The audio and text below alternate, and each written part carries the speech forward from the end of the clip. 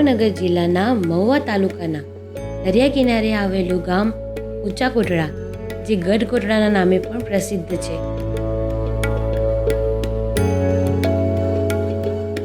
દરિયા કિનારાની ભેખડો ઉપર આવેલા ગઢ કોટડા તરીકે પ્રસિદ્ધ માતા ચામુંડાના આ સ્થાનકનો અનેરો ઇતિહાસ છે.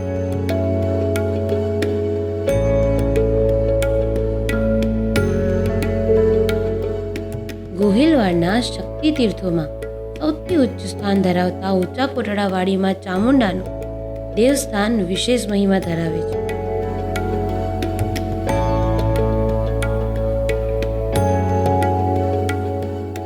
અહીં ચૈત્ર માસ દરમિયાન દૂર દૂરથી લાખોની સંખ્યામાં શ્રદ્ધાળુ સપરિવાર લાપસી અને પ્રસાદની માનતા પૂર્ણ કરવા ઉમટી પડે છે.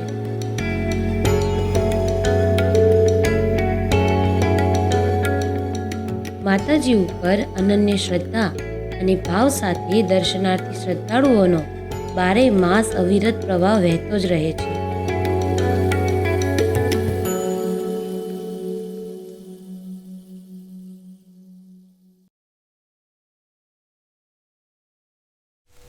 મંદિરનો ઇતિહાસ.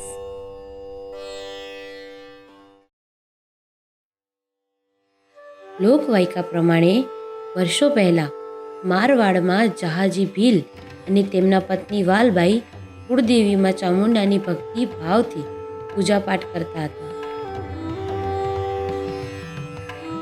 તેમની આવી અપાર ભક્તિથી પ્રસન્ન થઈને માતાજી જહાજી ભીલ સાથે વેણે વાત કરતા હતા.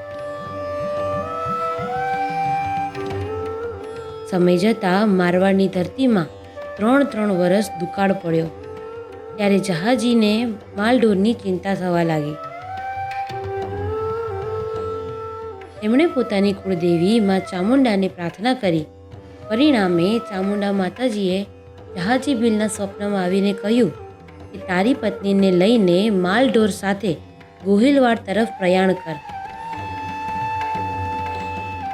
અને જ્યાં તારી કાળી ગાય પગની ખરીથી ધોતરે ત્યાં તો નિવાસ કરજે. મારું આ ખાડિયું ત્રિશુલની ત્યાં સ્થાપના કરજે. માતાજીની આજ્ઞાથી જહાજી ભીલ માલઢોર લઈને મારવાડથી ગોહિલવાડની ધરતી ગઢ કોટડા આવે છે. જ્યાં ભેખડોની ટોચ પર પહોંચતા કાળી ગાયે પગની ખરીથી નિશાન બનાવ્યું.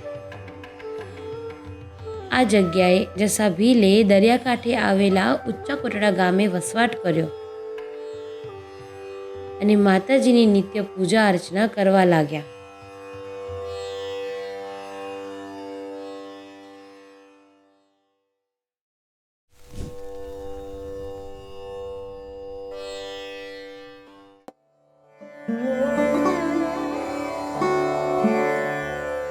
જહાજીને શેર માટીની ખોટ હતી, એટલે માતાજીએ ભક્તિભાવથી પ્રસન્ન થઈને પુત્ર પ્રાપ્તિના આશીર્વાદ આપ્યા. સમય જતાં તેમની પત્નીને સારા દિવસો જવા લાગ્યા, પરંતુ પુત્રના જન્મ પહેલાં જ જહાજી ભીલનું મૃત્યુ થઈ ગયું. સમય જતાં તેમના ઘરે પુત્રનો જન્મ થાય છે, જેનું નામ માતાજીના આશીર્વાદથી કાળિયો ભીલ રાખવામાં આવે છે. પુત્રના જન્મ બાદ જહાજી ભીલના પત્નીનું પણ મૃત્યુ થઈ જાય છે. આ સમયે જહાજી ભીલના કુળદેવી માતા ચામુંડા સ્વયં આવીને કાળિયા ભીલને લઈને અમીર આહીરના નેહડે મૂકી આવે છે.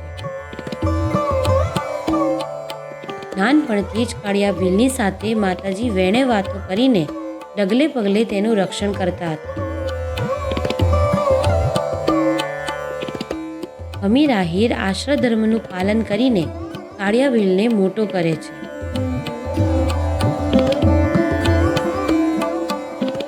સમય જતાં કાળિયા ભીલે માળીને પ્રાર્થના કરે છે કે મારે આ દરિયા ઉપર રાજ કરવું છે અને આ દરિયા ઉપર ચાલતા વહાણોને લૂંટવા છે.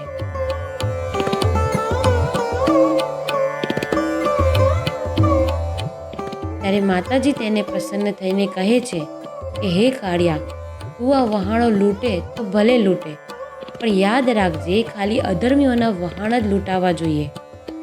ક્યારેય પણ કોઈ પણ ધર્મી વ્યક્તિનો વહાણ લૂંટતો નહીં. ક્યારેય પણ મારી રજા લીધા વગર દરિયાકાંઠે જતો નહીં.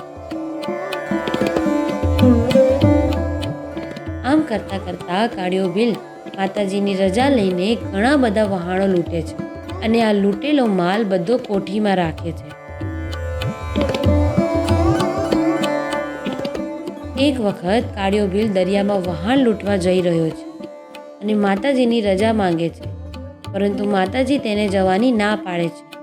ત્યારે કાળિયો ભીલ માતાજીના ના પાડવા છતાં પણ દરિયામાં વહાણ લૂંટવા જાય છે અને ફિરંગીઓ તેને પકડીને કેદ કરી લે છે. જેલમાં કેદ થયા પછી બેઠા બેઠા કાળિયા ભીલને માતાજીની યાદ આવે છે. તેને માતાજી પાસે માફી માંગે છે અને માતાજીને પ્રાર્થના કરે છે કે હે મારા કુળની દેવી માં ચામુંડા, મેં તમારી વાત ના માનીને તમારું અપમાન કર્યું છે. મને મારી ભૂલ સમજાય છે, તેથી માતાજી મને માફ કરો. માતાજી તેની પ્રાર્થનાનો સ્વીકાર કરીને તેને માફ કરે છે અને ફિરંગીઓની કેદમાંથી પણ છોડાવી દે છે. ત્યારબાદ કાળિયો ભીલ હંમેશા માટે વહાણોને લૂંટવાનું છોડીને માતાજીની ભક્તિ કરે છે. આજની તારીખે ઊંચા કોટડામાં હાલ કાળિયા ભીલની કોઠીઓ મોજૂદ જોવા મળે છે.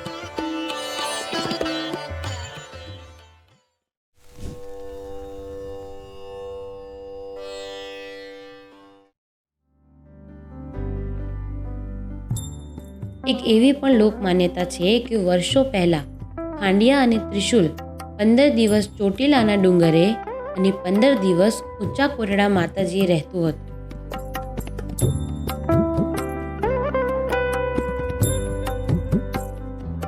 સમય જતાં આસપાસના અનેક ગામના ભાવિકો અને ભીલ સમાજની શ્રદ્ધાથી આ જગ્યાનું મહત્વ વધતું ગયું.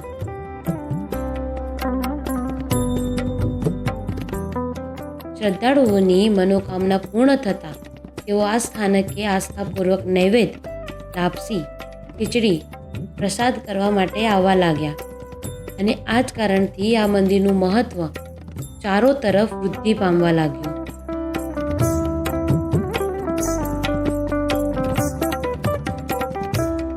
ચૈત્ર માસમાં નવરાત્રિના કારણે આ તીર્થનો મહિમા એટલો વૃદ્ધિ પામેલો છે કે દૂર દૂરથી જુદા જુદા વાહનો, પદયાત્રીઓનો પ્રવાહ અવિરત વધતો જ ગયો છે.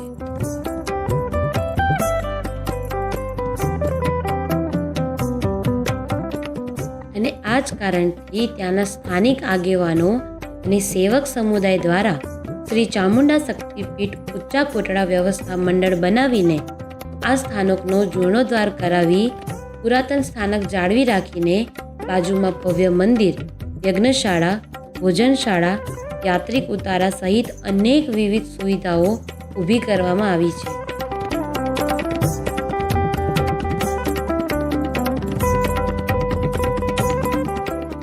આ તીર્થમાં લાપસી અને પ્રસાદ માટે આવતા યાત્રા સંઘ માટે વાસણ, પાણી, બળતણ અને જરૂરી સાધન સામગ્રી પૂરી પાડવામાં આવે છે.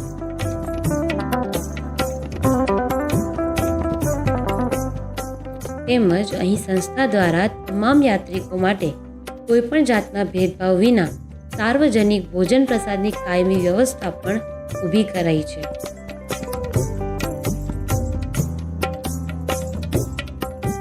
ચૈત્રી પૂનમ આ ધર્મસ્થાનનો વાર્ષિક દિન હોવાથી આ પાવન દિવસે અહીં દર્શન, પૂજન, પ્રસાદ માટે લાખોની સંખ્યામાં શ્રદ્ધાળુઓ ઉમટી પડે છે.